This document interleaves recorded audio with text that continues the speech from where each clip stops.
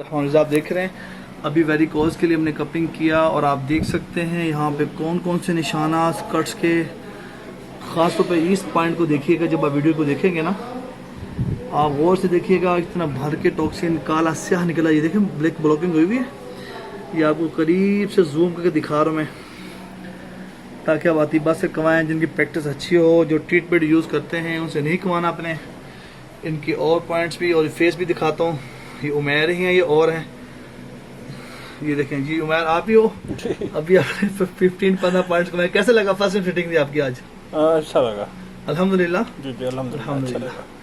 ये उमैर के आप कट्स देख सकते हैं। अभी मुझे पूछ रहे थे कि वो कट्स कब तक जाएंगे, कैसे होगा, ये बातें पूछ रहे थे। ये मैं आपको भी दिखा रहा हूँ, बल्कि तमाम वीडियोस पे दिखाते रहता हूँ। गौर से देखें ज़रा, कहीं भी कट का निशान दिया जा रहा है आपको जिससे आप डर जाएँ। देखें अतीबा से कमाएंगे इंशाल्लाह, इंशाल्लाह कभी कुछ नहीं होगा इंशाल्लाह ताला, अल्लाह की रहमत से।